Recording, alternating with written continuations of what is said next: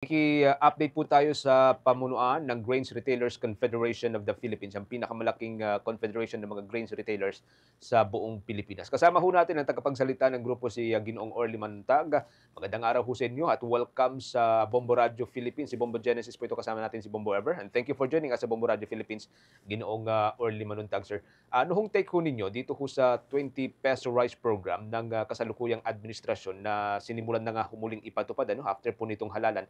And nakonsulta ho ba ang itong Philippine Rice Industry Movement kung saan kayo po'y bahagi ko nito, sir? Ay, magandang umaga po sa lahat po na inyong taga-pakinig. Magandang umaga po. Hindi po kami nasabihan tungkol po dito. Pero ganun pa man po ang take namin dito. Malaking tulong na rin po sa mga kababayan natin, lalo-lalo na po sa mga seniors natin, sa mga PWD po natin, Porfis, at talaga po yung mga kababayan natin na maliit lang po talaga ang kinikita. Given yung experience ho ninyo sa rice industry, sir, sa tingin ho ninyo, makakatagal ho kaya yung ganito hong programa at magiging sustainable ho kaya ito in the long run, sakali? Sa ngayon po kasi, yung presyo po ng palay natin nasa 20 hanggang 21 pesos. Meron pa nga mga 21.50. Nung nakaraan pong harvest time natin, last March po, nag-tick tayo ng mga 18, 19 hanggang 20 po yung presyo ng palay sa dry.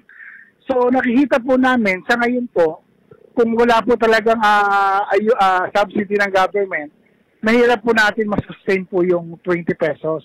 So kaya nga po ang ginawa siguro ng gobyerno, na pag-isipan po nila doon sa mga targeted beneficiary po, hindi po talaga para sa lahat.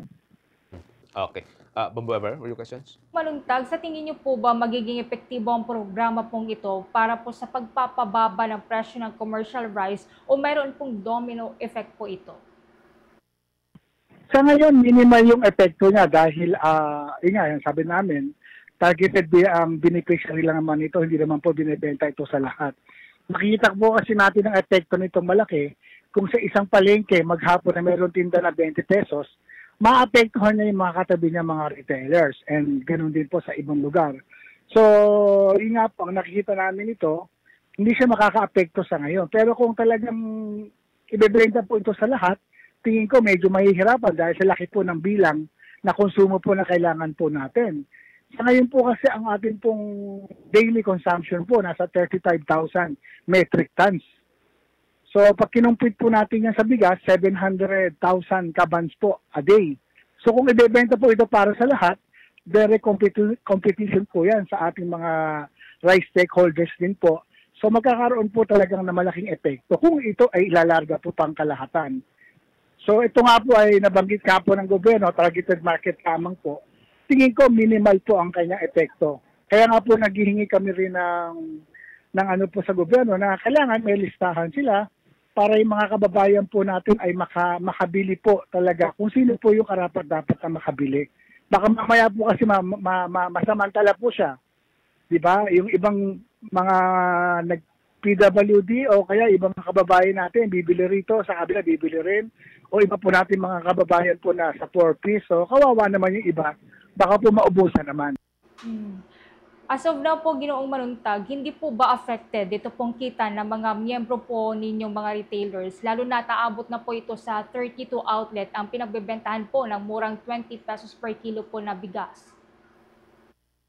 Sa ngayon po, hindi naman po kami apektado sa ganito pong program po ng gobyerno. Nga po, nasabi ko po kanina, kung ito po ay ibebenta po para sa lahat, tingin ko magkakaroon siya ng epekto kasi una-una, hindi naman namin kaya sumabay sa 20 pesos. Ito ay malaking subsidy po ng gobyerno. So, talagang kailangan lang po namin ito tumulong para maging maayos at talagang maibenta po natin doon sa tamang bebentahan po. Yun nga po mga targeted beneficiary po natin. Okay. Maraming salamat for joining us sa Ginoong Manuntag, sir.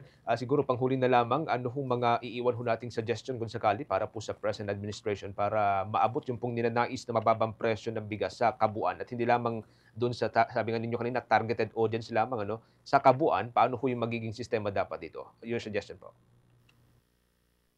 Yun nga po, panawagan namin sa gobyerno, sa kabila po nito na programa, malaking tulong naman to sa mga kababayan po natin. Pero higit po sa lahat, para po doon sa sustainable na binabanggit po natin, siguro po, paigtingin po natin yung ano po ng DA sa mga farmers natin at saka andyan po ang private sector naman handang tumulong. Siguro napapanahon na po na ipatupad po na talaga natin yung cluster farming. Ito po yung isang programa po namin sa PRISM. Advocacy po namin na tulungan po natin yung mga magsasaka natin na sama-sama. Halimbawa po, sa isang bayan po, meron po sila dong mga 500 hectares. So isang ano lang po, isang variety ng bigas lang po ang itatanim para magkaroon po ng economy of scale. And then, syempre po, yung fertilizer po natin, matulungan po ng gobyerno, yung talagang seeds na maaayos. Meron po tayong inbred at saka po hybrid na maganda po naman po talaga. At syempre po, lalo na po dyan, napaka-importante po yung irigasyon. Alam nyo, kung magandang ating irigasyon, mapagtutuunan ng pansin ng gobyerno, lalaki po yung ating productivity. Malagay ko po, baka umabot po tayo sa mga 90% pataas.